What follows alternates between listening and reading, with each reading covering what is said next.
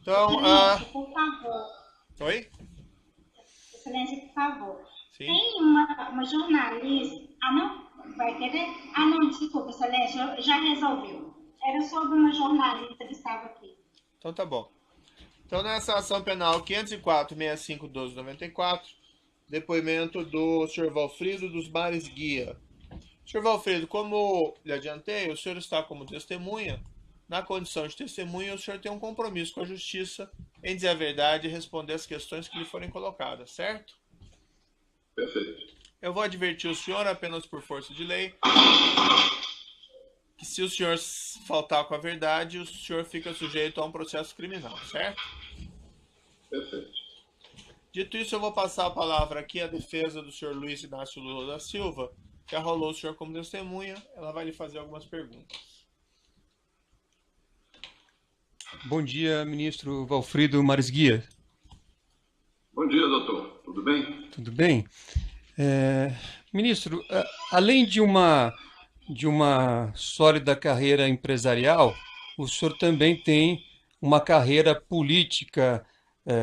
O senhor poderia fazer uma breve exposição da sua carreira política, da sua trajetória política?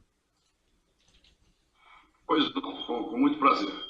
Eu inicialmente entrei para a política, digamos assim, em 1983, quando o doutor Tancredo Neves era governador de Minas e o doutor Hélio Garcia era o vice-governador eleito e foi indicado para ser o prefeito de Belo Horizonte. E ele me convidou, então, para ser o secretário de planejamento da cidade de Belo Horizonte.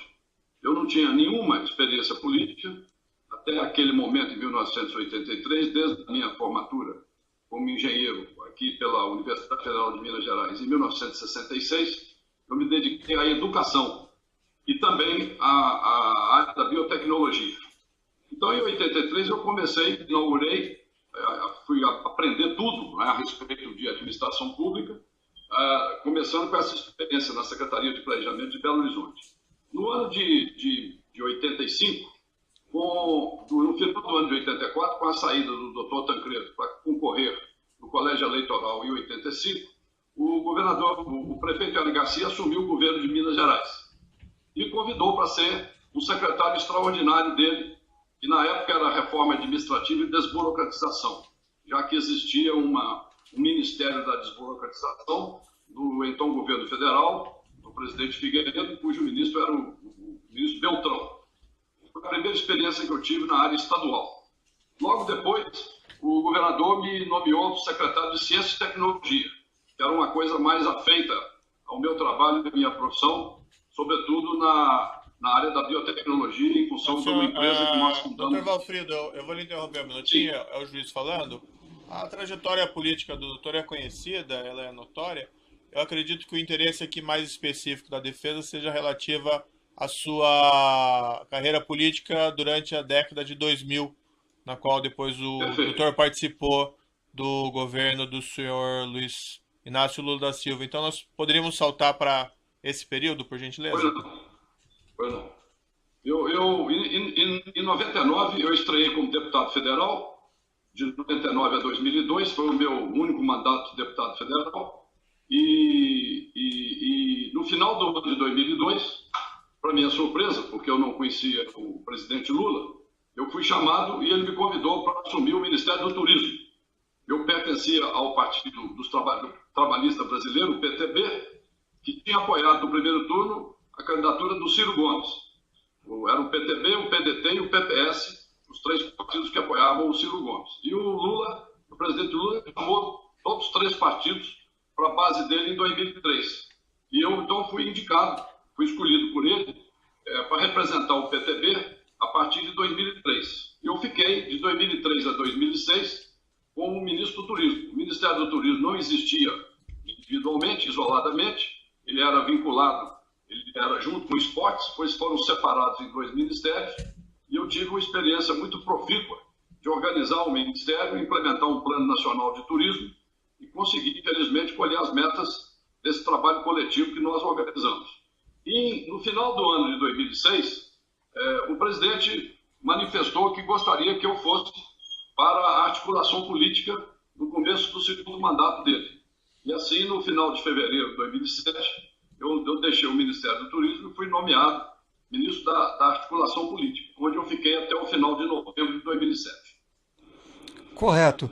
E nesses cargos que o senhor ocupou no governo do presidente Lula, particularmente no cargo de ministro das Relações Institucionais, quais eram as suas principais funções nesse cargo? Nós tínhamos três áreas de atuação no Ministério, que eram organizadas pela Subsecretaria de Assuntos Federativos, que cuidava dos estados e dos municípios.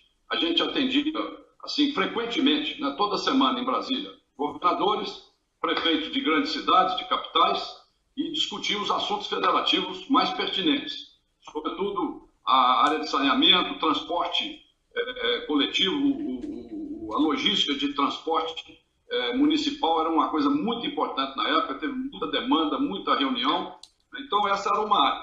A outra área era a área da Subsecretaria de Assuntos Parlamentares, que nós cuidávamos do Congresso, Câmara e Senado da República. Então eram 511 deputados, 81 senadores, 513 deputados, 81 senadores, e nós tínhamos que atender sistematicamente, não é? Com aquela rotina do dia a dia do parlamento. E uma terceira área, que era o Conselho de Desenvolvimento Econômico e Social, que se reunia de 3 em 3 meses, com a presença do presidente e de vários ministros, e com a presença de quase 100 representantes de todos os setores neste Conselho. Correto. Ministro, pode descrever objetivamente como é que funciona um governo de coalizão? E o senhor teve essa experiência durante o governo do presidente Lula? Eu tive essa experiência, inclusive antes de pertencer ao governo do presidente Lula, e eu vi isso funcionar também em Minas Gerais durante 3 governos, onde eu participei direta ou indiretamente. Nós montamos um sistema, doutor, muito interessante, e não foi criação minha, mas era uma ideia que já vinha germinando, mas que foi implantada no começo de 2007 com muita eficácia. Nós criamos um conselho político, éramos 12 partidos inicialmente, depois 13. Né? E desses 12 partidos que participavam da coalizão em 2007, aproximadamente 9 ou 10 tinham presença ministerial, eles ocupavam o ministério. E toda quarta-feira, no Palácio do Planalto, ao lado da sala do presidente, nós fazíamos uma reunião do Conselho Político com 3 pessoas de cada partido. O presidente nacional, o líder da Câmara e o líder do Senado. E essas reuniões tinham pauta. Elas começavam às 10h30 da manhã. A mesa dirigia, essa reunião era composta por mim, como secretário, ministro-chefe da Secretaria das Relações Institucionais, pelo líder da Câmara, pelo líder do presidente da Câmara, pelo líder do presidente do Senado e pelo líder do presidente do Congresso. E também convidávamos os ministros, que seriam importantes estar ali presentes, para esclarecer para a base que apoiava o governo, representada pelos 12 partidos inicialmente, depois 13, através dos seus presidentes nacionais e dos seus líderes na Câmara e no Senado, toda a problemática de discussão para nós chegarmos lá no plenário e termos um êxito. Então era tudo muito bem discutido toda semana. Nós fazíamos isso religiosamente. E sempre que o presidente estava presente no Palácio do Planalto, entre 12h30 e 12h45, ele ia à reunião e ficava a última meia hora discutindo algum assunto que fosse extremamente relevante, alguma coisa que tivesse uma dúvida maior, e nós dissecávamos os problemas todos, as medidas provisórias, as eventuais PEC, os projetos que estavam sendo colocados na pauta pela presidência da Câmara e pela presidência do Senado, e era um momento assim, de discussão muito profícua, porque todo mundo comparecia. Raramente alguém faltava a essa reunião, e ela era religiosa. E no final da reunião, era escolhido pelos partidos, pelos 13 partidos, um dos parlamentares que ali estavam, um dos dirigentes, para fazer as síntese junto à imprensa lá embaixo. Isso funcionou muito bem, nós dávamos uma atenção enorme, né? A coalizão era o segundo mandato, todo mundo já se conhecia bastante, isso facilitava, né? A coalizão estava funcionando assim, muito bem entrosada, né? Tínhamos partidos grandes, como PT e PMDB. Depois o terceiro maior partido era o PP, que tinha quase 50 deputados. Aí tinha o PR, tinha o PTB, tinha o PDT, tinha o PSB, o PCdoB, o PRB. E todos esses partidos tinham ministérios, tinham ministros que os representavam. E esses ministros, a imensa maioria deles, eram políticos como eu. Ou tinham um mandato, ou já haviam participado do Congresso com mandato de senador ou de deputado. E nós nos reunimos também com os ministros que representavam os partidos para que todos pudéssemos trabalhar para que a gente conseguisse a aprovação daquelas questões mais relevantes. Né? E esse negócio funcionou muito bem, né? E a gente discutia sistematicamente as pautas, as questões, mesmo a questão de liberação de emendas, a questão de nomeação, tudo isso era discutido nessa reunião semanal. Essas discussões, inclusive com a transparência que era dada, o senhor citou inclusive que sempre era designado um membro presente para expor à imprensa depois, ao final, o que tinha sido deliberado. O senhor julga que essas medidas, a criação do Conselho Político foi uma medida importante para que o presidente Lula tivesse uma base parlamentar expressiva? Eu acho que é imprescindível um conselho desse. Porque é igualzinho um pai e uma mãe querer criar os seus filhos ou conviver com sua família sem conversar, sem incorporar. Eu aprendi com o doutor Hélio Garcia lá em Minas Gerais que a política é feita de conversa. Conversa paciente.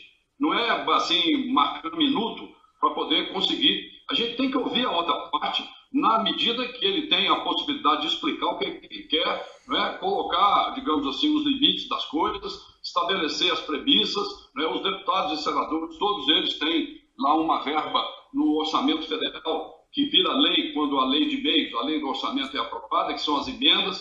Aquilo tem que ter critério, tem que ser bem organizado, né? Os ministérios que fizeram essa prática de ter boas políticas para até atrair essas emendas tiveram muito sucesso na sua aplicação, né? Como foi o caso do próprio Ministério do Turismo. Então, eu considero, num presidencialismo de coalizão ou em qualquer regime presidencialista, parlamentarismo, presidencialismo, qualquer tipo de gestão em que você não tem um partido majoritário dominante, coisa que não mais aconteceu no Brasil desde depois de 1985, se não tiver um conselho desse, fica muito difícil, as coisas ficam soltas, né? Então, funcionou muito bem esse conselho. Quando eu saí do Ministério, assumiu no meu lugar o ministro Zé Múcio, hoje ministro do Tribunal de Contas da União, que continuou com a prática desse conselho também, funcionou muito bem. Depois dele, assumiu o ministro Alexandre Padilha, que também continuou, né? Então, eu reputo imprescindível um conselho político deste para que a gente acerte digamos assim, os objetivos do governo e ganhe as votações na Câmara, né? De uma maneira positiva para que a proposta governamental que atenda a população seja objetivada no Congresso Nacional. Nessas discussões havidas, particularmente no âmbito do Conselho Político, alguma vez o senhor recebeu do presidente Lula alguma orientação para utilização de recursos provenientes de desvios da Petrobras para colocar isso à base aliada como algum atrativo ou moeda de troca? Jamais isso aconteceu, doutor. Nunca o presidente Lula, e eu fui adquirindo cada vez mais intimidade com ele, porque pelo menos 1, 2 vezes por dia eu tinha contato com ele, jamais ouvi dele qualquer colocação no sentido que não fosse uma coisa absolutamente limpa, republicana, democrática, honesta, decente, correta. Por isso mesmo é que eu tenho o respeito que eu tenho por ele.